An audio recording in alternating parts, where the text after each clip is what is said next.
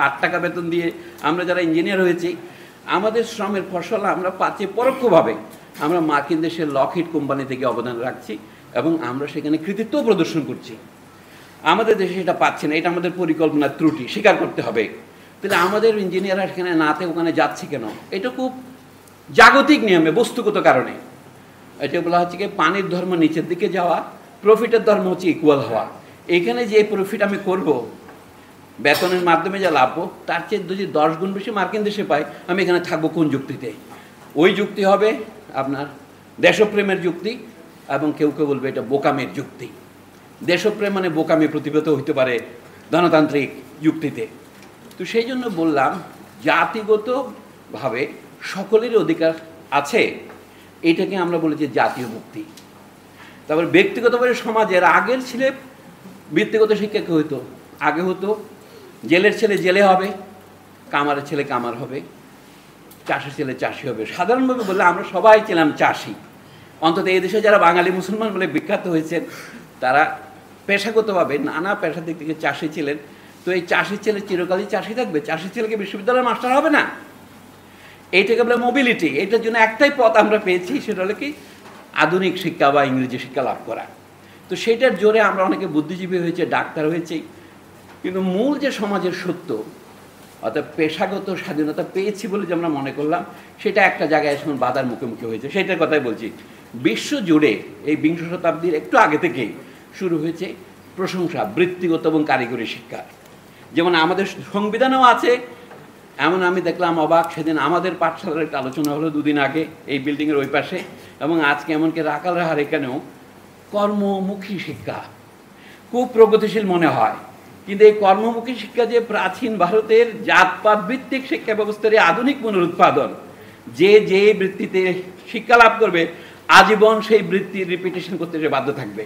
সে যদি নিম্নমানের শিক্ষা, যেমন আর্মিতে দেখেন নিম্নমান থেকে যারা ঢোকে সিপাহী, তাদের পক্ষে ব্রিগেডিয়ার হওয়া, জেনারেল হওয়া সম্ভব হয় না।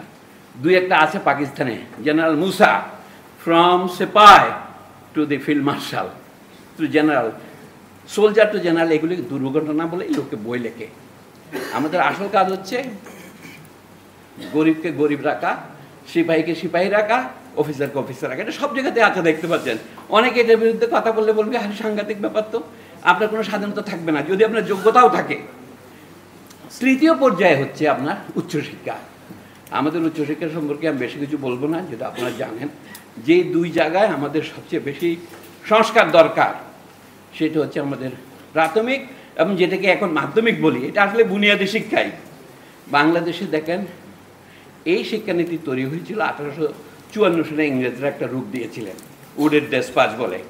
সেইখানে মূল ব্যবস্থা ছিল কি, বেসরকারি উদ্যোগে আপনি এগুলি স্কুল স্থাপন করবেন, ইংরেজ সরকার সর্বোচ্চ 100 টাকা খরচ হলে 10 টাকা গ্রান্টস ইন এইড বা মঞ্জুরি দেবেন।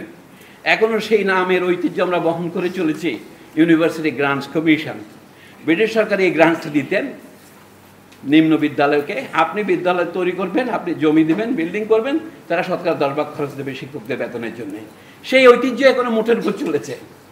কিন্তু এই যে মাধ্যমিক স্কুলগুলো দেখেন, শতকরা 97টি মাধ্যমিক স্কুল বাংলাদেশে বেসরকারি ব্যবস্থাপনায় চলে এখন পর্যন্ত।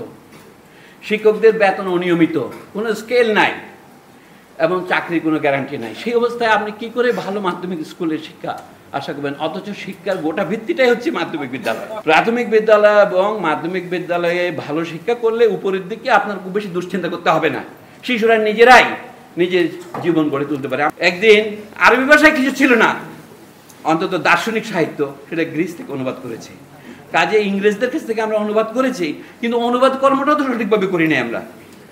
এটা হচ্ছে আমাদের স্কুল হয়েছে ইনঅ্যাক্টিভ, প্যাসিভ। ইংরেজি বই আমদানি করি, ইংরেজি বই উগরে দেই।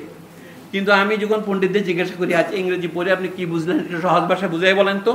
এটাই হচ্ছে অনুবাদ। প্রথম দিকে অনুবাদ হবে বাবানুবাদ, তারপরে যারা আমাদের মধ্যে ওই যে production of commodities by means of commodities, যারা শিক্ষক হবেন তারা ইংরেজি শিখবেন, দরকারে বিদেশে গিয়ে শিখবেন। কিন্তু দেশের সমগ্র জনতাকে ইংরেজি শেখাতে পারেন, কোনো অসুবিধা নেই, একটা ভাষা হিসেবে শিখো। কিন্তু বাংলা ভাষাটার কি হবে?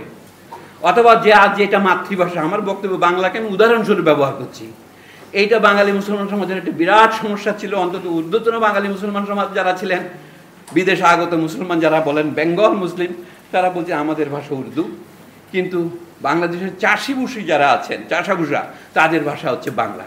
এটা নবাব আব্দুল লতিফ বলেন, সৈয়দ আমির আলী বলেন, নবাব আমির হোসেন বলেন, অথবা বড় বড় এমনকি শেরে বাংলা ফজলুল হক পর্যন্ত উনি বরিশালের ভাষায় বক্তৃতা দিতে পারতেন, কিন্তু আবার লাহোরে গেলে উর্দুতে চোষ বক্তৃতা দিতে পারতেন।